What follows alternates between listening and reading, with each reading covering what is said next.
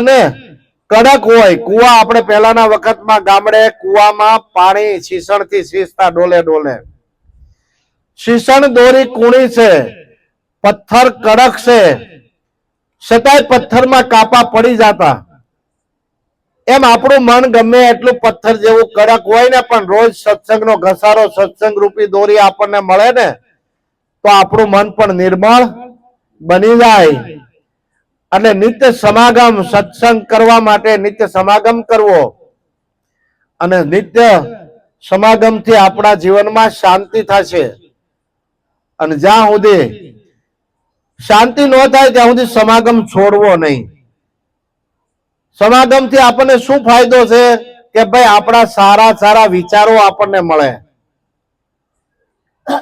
સારું ચિંતન થાય, સારું મનન થાય, સારું નિધ્યાસન થાય, અને નક્કીપણું આપણને થાય કે આપણે જે કાંઈ વાત સાંભળીએ છીએ, ગુરુ શરણે ગયા છીએ, ગુરુ મહારાજે જે આપણને કીધું છે એ આ સંતોએ પણ આપણને એ જ કીધું છે. અને એકવાર નક્કીપણું થઈ ગયું ને, તો આપણો ખેલ તો મર્દોના ખેલ છે. મેદાનમાં એને કળી શકે નહીં કોઈ.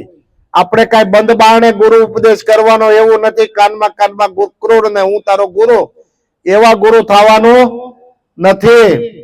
આ તો બીજાનું કલ્યાણ થાય, બીજાની ભાવના થાય એવી ભાવના કરવાની છે. કે આપણને ગુરુ મહારાજે જે આપ્યું છે, તો આપણે એક આનંદ કરીશ તો બીજા બેને આનંદ થતો હોય, એમાં શું વાંધો છે? એવી શુભાશુભ ભાવના કરવાની છે. અને શુભાશુભ ભાવના કરશું ને, તો આપણું જીવન પણ ભાવમય બનશે, પ્રેમમય બનશે. એટલે જેને જેને ગુરુ શરણે ગયા છે, જેને સમજાણું છે, એને ધન્યવાદ છે. આવો ગુરુ મહારાજ નો ઉપદેશ છે. અને બધા હળી મળીને ભજન કરવા જેવું છે. બીજું કાંઈ હૈયારું છે નહીં. હળી મળીને ભજન કરવા જેવું છે. સદગુરુ મહારાજની. હાલો.